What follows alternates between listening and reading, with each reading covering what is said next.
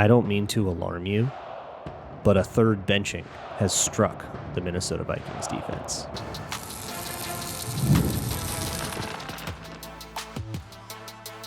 You are Locked On Vikings, your daily Minnesota Vikings podcast, part of the Locked On Podcast Network, your team every day. What's up, everybody? Welcome to the Locked On Vikings podcast, where we're always trying to learn something new.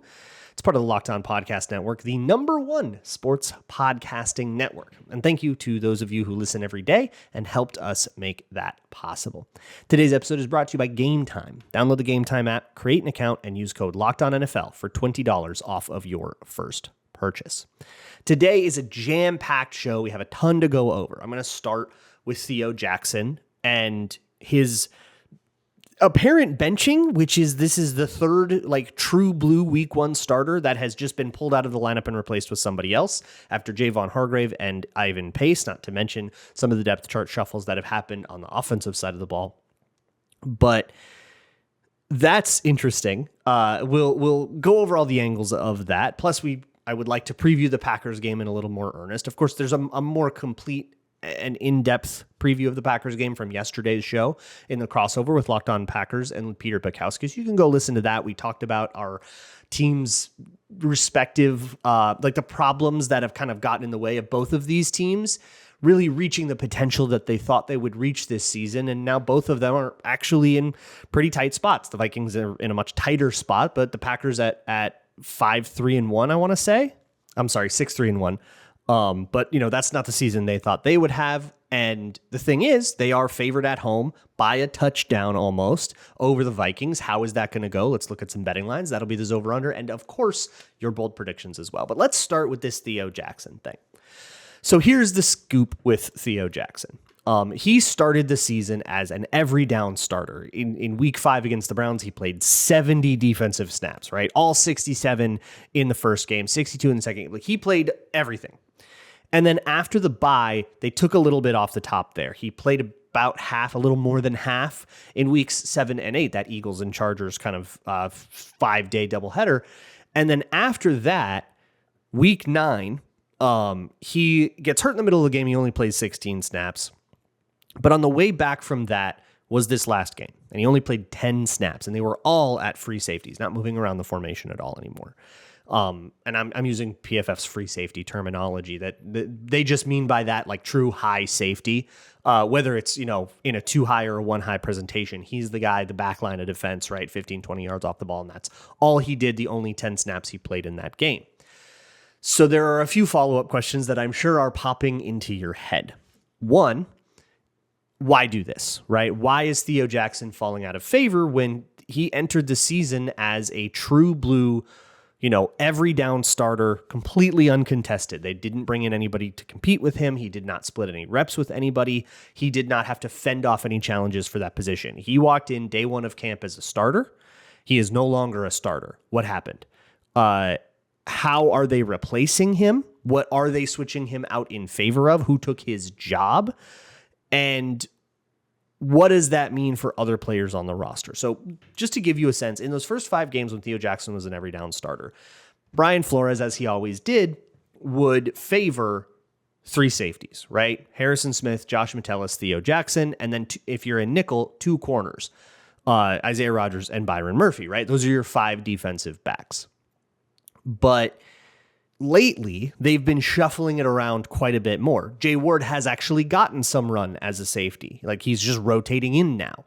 And you're getting more true nickel, regular nickel, like normal, 3 corners, 2 safeties. Those 2 safeties are Metellus and Harrison Smith. And then, of course, Rodgers and Murphy. And then the 3rd corner, whoever that is, whether it's Okudah or when he got hurt, it was McLaughlin for a second. And then it was Fabian Moreau. Now, by the way, McLaughlin has been waived to make room for Ryan Kelly, who is coming off of IR and should be ready to play in this game. By the way, while I'm at injury report stuff, Will Fry's limited participant on Thursday. That's a good sign. Kevin O'Connell hasn't mentioned anything about that injury, so we'll see just how much his participation changes on Friday and if he's a true questionable or if he's just arrested. We don't really have a great sense for that, so we'll have to just kind of watch that develop over the week. But there is still, I guess, hope for the Vikings actually starting all 5 offensive linemen. Didn't seem that way yesterday. Seems that way today. Things change fast in the NFL. But to go back to Theo Jackson. So his job primarily was as a deep safety. He is the guy, the last line of defense. He's the guy that usually on any given passing play, if you look for the deepest Viking, you will find 26. You'll find the guy. He's the guy that's dropping the deepest, right? And in my opinion, sometimes too deep. This is a take that I have found differing opinions when I ask like coverage oriented people, either DB coaches or safety coaches or people that just study coverage a lot. I've found mixed opinions. Some people say, yeah, if everything gets caught in front of you, but you never give up the touchdown, I'm okay with that. I think that's a fine habit. Trust your teammates to do things underneath and just, keep that cap over the top and you're going to make their jobs easier.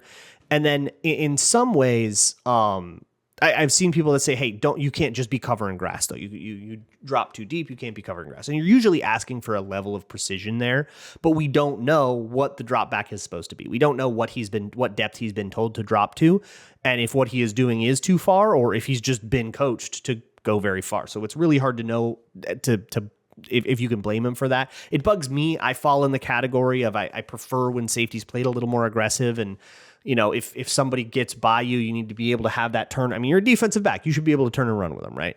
But I think that, there is definitely such a thing as too safe. And whether he was told to or he's just deciding to, he is playing it too safe and things are getting caught in front of him. But that is a much lesser issue than the fit the alley issue. So I just put up a video about this. It's on patreon.com/LukeBraunNFL. By the way, as always, my Patreon is evolving a little bit. The videos aren't changing, but the Discord perks have changed a little bit. So if you are a patron and you haven't, link your Discord account to your Patreon account. You will get automatic access to my Discord and to the kind of new features there. I've actually added an ability to just like send me a play and I'll break it down through that Discord. So if you want to do that, if you have a play you're curious about what happened on this one, you didn't break it down, you didn't talk about it, I was confused, shoot me that one. Let me know, either a clip or send me, hey, it was second quarter with 6 minutes left or whatever.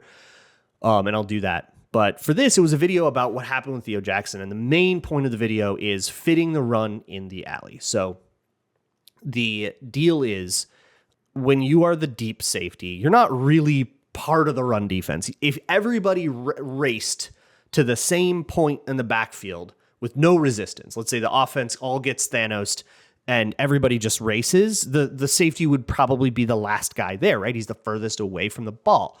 So you're not really that big of a part of the run fit. What you are is an emergency option. So what a lot of run fits will tell the safety is fit the alley.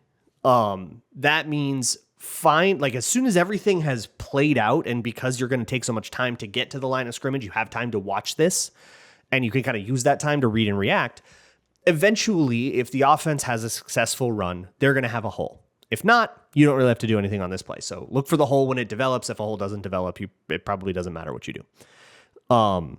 So look for the hole to develop and then go fit in that hole. No matter what gap it is, whether it's the C gap or the D gap or the A gap or whatever, fit that hole, find that alley.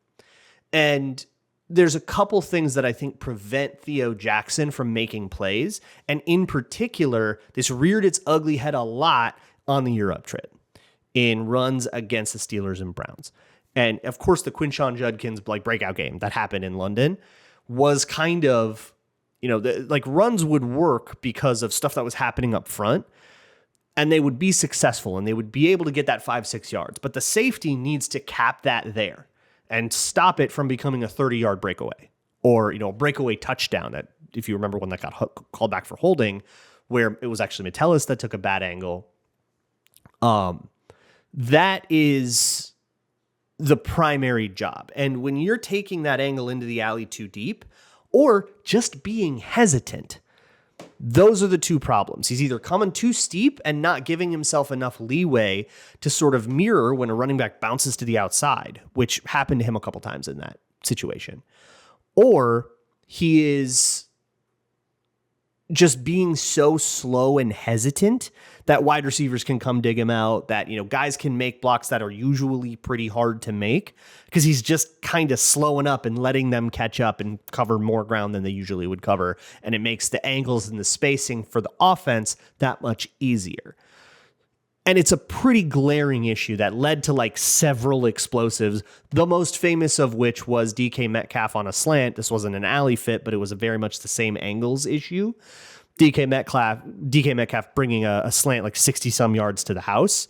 It wasn't caught because of Theo Jackson. It was caught because Ivan Pace busted the coverage, but it was a touchdown because Theo Jackson was kind of boots stuck in the mud because he identified things. He took too long to identify things, and the ball and Metcalf was able to run around him, but he also didn't take a great angle. So all of that culminates in this idea that the Vikings are going over everything in the bye, and they're saying, Ivan Pace, you're out of there. It's Eric Wilson. Theo Jackson, you're out of there. We're going to do more corners. Javon Hargrave, you're out of there. We want more Levi Drake Rodriguez. And, I must reiterate, what were we thinking in camp and in week one when we so confidently put forth this depth chart with none of those guys in any competition for their jobs, only to renege on that a month later and say, whoa, this is such a disaster. We have to change things. I feel like among our staff, we could have seen that coming, but we didn't. And here we are. So that puts Josh Metellus in a weird spot, which I do still want to talk about, plus the Packers preview, the Zoever under, and the bowl predictions. I got a ton to get to. That'll be next, all on Locked On Vikings. This episode of Locked On Vikings is brought to you by PrizePicks. PrizePicks has been my main squeeze over here in the great state of California. And it is a great way to play daily fantasy. You make decisions every day, but with PrizePicks, being right can get you paid. Whether it's the NFL, the NBA, both, futures, college football, there's no better time to jump in on the action. If you haven't tried it yet, PrizePicks is the simplest way to play. Just pick more or less on at least 2 player stats, and if you get them right, you win. It takes less than 60 seconds to make your lineup, and you can play anywhere PrizePicks operates, including California and Texas and Georgia. I have loved it on Thursdays and Mondays when the Vikings aren't playing. I didn't win it, but I just had a play on this Texans-Bills game that I otherwise wouldn't have cared about. And I was sitting there rooting really, really hard for Josh Allen to get a touchdown at the end just because I needed a Josh Allen touchdown.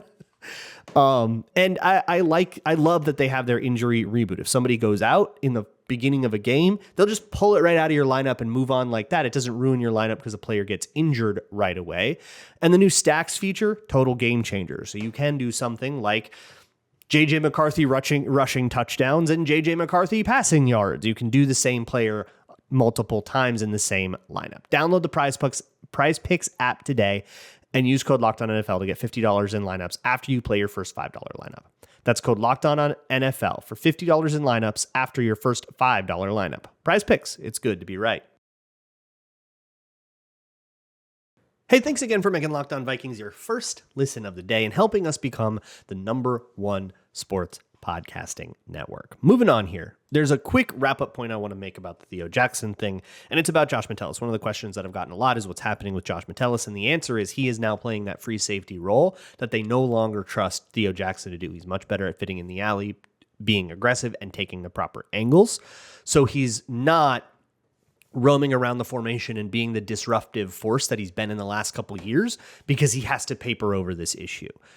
It's not Josh Metellus' fault, and it's actually a testament to his value that it kind of doesn't matter what problem will come up. You can stick him in that hole and he will fill it. Whether it's, linebacker like last year, free safety like this year, I prefer him most of the time as a slot corner. And he's not playing any of that this year because they can't afford to have him do that, and that sucks. But I've seen people say he's not worth the contract anymore or whatever, and I think the fact that this problem can come up and he can solve it too exactly means that he's worth the contract, because he could have solved a lot of different kinds of problems, and it didn't matter which one came up. He can solve it. And that kind of level of insurance is really helpful. This would be a pretty glaring issue, I think, if Josh Metellus wasn't in the building.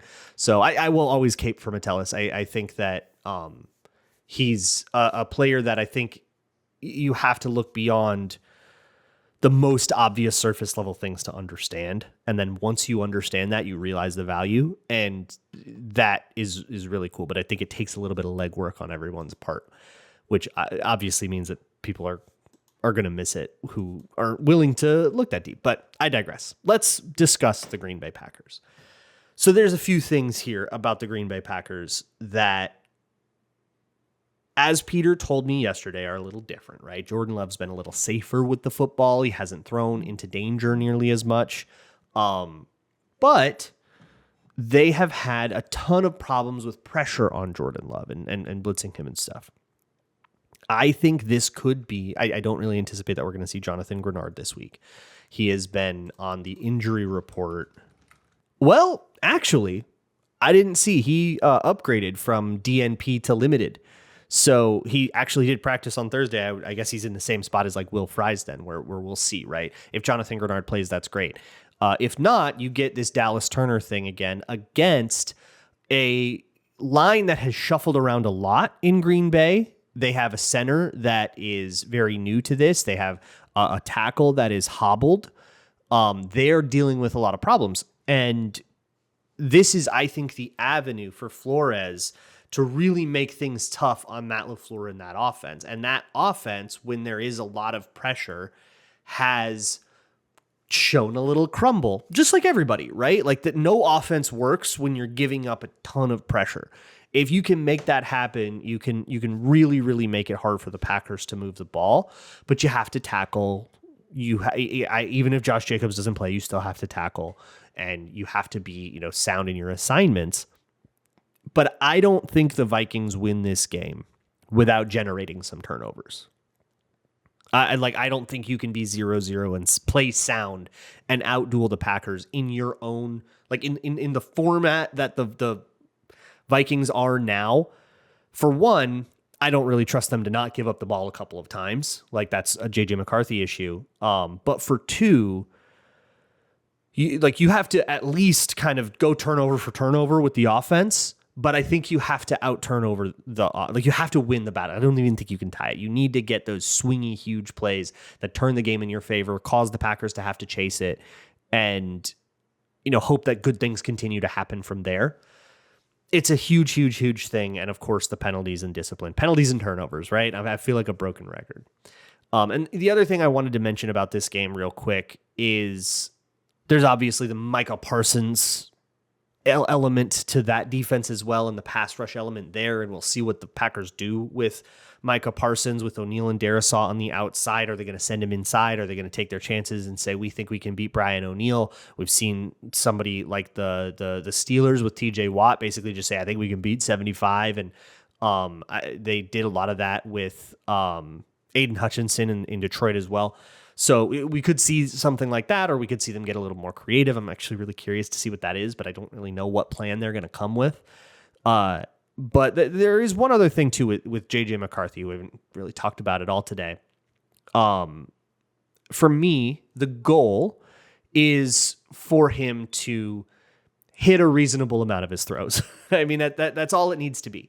And there's a lot of ways to accomplish that. You could just get better accuracy and mechanics. I don't really think you're going to do that in a week of like in-week practice, in-season practice.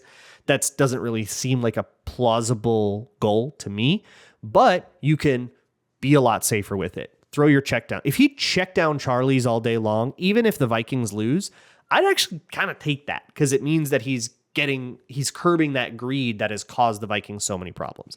Here is the stat of the year for me, is that there are 4 quarterbacks in this league right now, outside of, guys with 2 attempts, 4 quarterbacks in this league that have an average depth of target over 9 yards.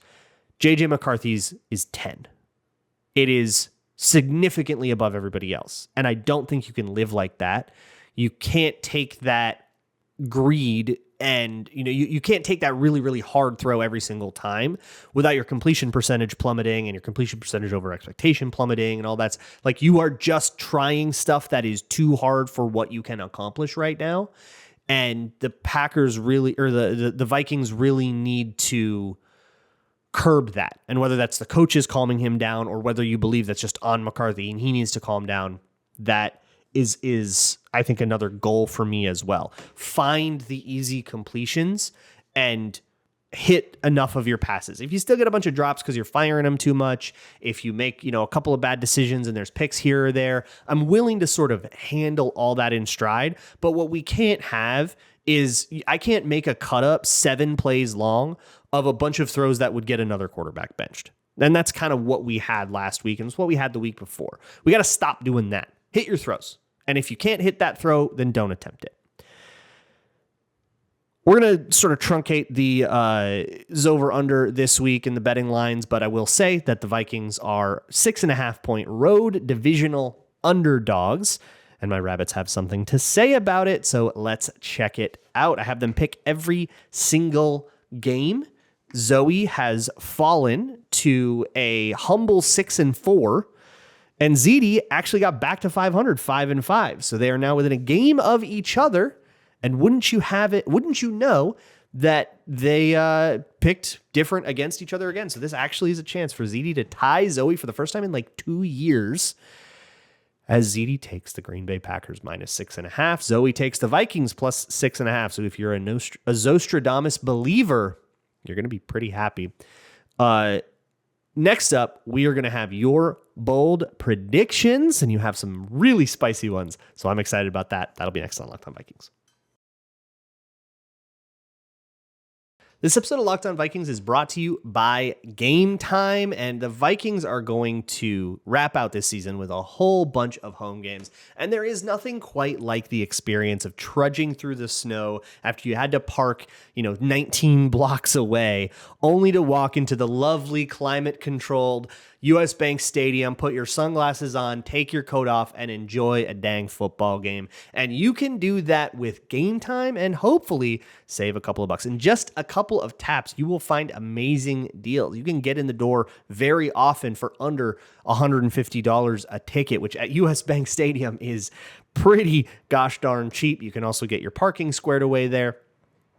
And you can get into any NFL game, of course, not just the Vikings, but you can get into a bunch of NFL stadiums no matter where in the country you are on Gametime. And it's super, super, super simple. Just open the app, search out your event, and start browsing. They have zone deals where you pick the section and Gametime picks the seats for you. So if you're all right with Gametime picking your seat, you can find a really good deal there. And it's honestly faster, cheaper, and way less stressful than any other way to buy tickets. There's no long queues, and the price you see is the price you pay. There are no hidden surprise fees at checkout. Download the Gametime app, create an account, and use code LOCKEDONNFL for $20 off of your first purchase. Terms apply. Again, that's promo code LOCKEDONNFL for $20 off. Swipe, tap, ticket, go. Download Gametime today. Continuing on here with the Locked On Vikings podcast, it is time for your bold predictions, which is always my favorite time of the week. Okay, so here's the rub. I accidentally cleared out my notes and deleted all the bold predictions from last week. I had already checked, and I know that none of them hit. The only one that got close was a prediction that said that McCarthy and Caleb would have identical stat lines. They did have 16 of 32, both for the same exact yardage. So in spirit, you got really close, but McCarthy had 2 interceptions, and I just couldn't get past that to give it to you. So that was the only one that got close. The rest of them didn't get there. So let's just move directly into the Green Bay Packers bold predictions and go from there. So Vikes guy harkens back to, I believe, the offseason when training camp. Isaiah Rodgers at training camp told us he wants 2 interceptions this year against the Packers, and he will get both this week. A 2-interception game for Isaiah Rodgers. He may have blown his interception mojo early in the season. If he does get that, that would make for a 4-interception year for Isaiah Rodgers, which is incredible. 2 is already a really nice year. 4 is incredible. That would be awesome. But obviously that's bold. Ben says that JJ will ball out and gave me license to modify and define that however I wanted to make it sufficiently bold. Ben, you were thinking 300 yards. I'll go with you on that. 300 yards is plus 1,100 on FanDuel. I would like to make it a little spicier. I think that's just over the line, but let's not do the bare minimum, all right? Let's put on more than 37 pieces of flair. And I am going to add 3 touchdowns to this. I'm going to do the same thing I did before where it could be 2 rushing and rushing touchdowns would count. So it could be like 2 passing and a rushing like it was in the other 2 road divisional games. But 3 touchdowns and 300 yards would be JJ balling out. And I think we could all accept that. Milograms says the Vikings and Wild play on Sunday. The Vikings are at noon and the Wild are at 3 o'clock Central. The Vikings will score a touchdown, but they will score their first touchdown after the Wild score their first goal. So 3 hours into the game, you are basically saying that the Vikings' first touchdown will come with probably a few minutes on the clock, and you need the Wild to score a very quick goal for that to happen. So that is a very spicy prediction. Tim Peets says that J.J. McCarthy is winless when throwing for a new season high in yardage, and he is undefeated when throwing for a season low in passing yardage. This week, J.J. will either set a new high in yards and lose, or he will set a new low in yardage and win, essentially saying that that streak will continue. That's kind of funny. So, I mean, I guess there's a couple of factors there, right? There's just regular variance where, it doesn't always line up when the quarterback has his best day and the team wins. It is a team sport, not an individual sport. I think we all kind of understand that to some degree. But it also, like, there is sort of an inverse relationship sometimes when it comes to the volume stats, which is why we've started leaning on things like EPA or DVOA or, these better stats than volume than just total passing yardage, because your attempts will go down as you are leading. So if the Vikings get out to a 2 touchdown lead and hold that lead all the way to the fourth quarter, where they're not going to do a lot of passing in the fourth quarter then. And so the volume will go down. But obviously, when you're behind and you're losing, you're going to be passing a ton. And I think a loss, it was 47 attempts in the Ravens game, which was a loss that the Vikings were chasing the entire time. So J.J. McCarthy was passing the entire time. So that's kind of why that inverse relationship happens. I actually don't find this one like incredibly bold. So I want to try to find a way to like add just one thing to parlay onto it. Maybe I will say and the touchdown to interception ratio has to match the vibe. So if he's setting a season high, he also has to throw more touchdowns than picks. If he's setting a season low, he has to throw more picks than touchdowns, and then still have the Vikings win or lose respectively. Drunken Vike says that at Lambeau on Sunday will at long last have the long-awaited Aaron Jones revenge game. Aaron Jones absolutely pops off to set a new career high in scrimmage yards. His current career record is 168 scrimmage yards. That came in the COVID year, actually. That came on September 20th, 2020, and he did it against the Detroit Lions. So we'll see if Aaron Rodgers can get that, or if Aaron Jones can get that in the final revenge game. I believe he has not scored yet in Lambeau. I think he did score against the Packers last year, but it was in US Bank. I do not yet believe that he has a touchdown against the Packers at Lambeau Field, and I know he wants it really, really, really bad. Caleb Asagi, says that J.J. McCarthy will finish with less passing yards than Green Bay has rushing yards. Of course, the Vikings' run defense has struggled. Josh Jacobs is questionable. That'll have a lot to do with it. But the Vikings could give up 160 passing yard or rushing yards, and we've seen games that J.J. McCarthy has not eclipsed that total. So we will see if we can get that. I like the odds of that one. That would be a fun, bold prediction to hit. Shadow has a fun one. 9 comes to play and leads the Vikings to 9 drives that result in scores, and defensive scores count too, which is how I usually chart like drive scoring rates. My note-taking process when I'm watching a game, a lot of people ask, like, what do you do during a game? Like, how are you during a game? I'm not one of those people that like paces the room or makes a lot of loud noises. And sometimes, you get kind of into it when a game's super crazy. Like I was losing my mind during like the 2022 Bills game or whatever, right? But for me, I have a laptop and I'm taking play-by-play notes. I'm essentially writing down the down and distance and any notes that I have, which helps me a lot during the immediate after game stuff, like the Monday podcast or the squad show, which is of course live as soon as the Vikings hit 000 at the end of their game. We go live with the squad show with our post game reactions, and it's super helpful for me to pull up my notes and say, oh no, that was actually that 3rd and 18 on in the third quarter. No, that was the one where they hit the screen or whatever. Like that is the I can pull that information up. So I'm taking a lot of that.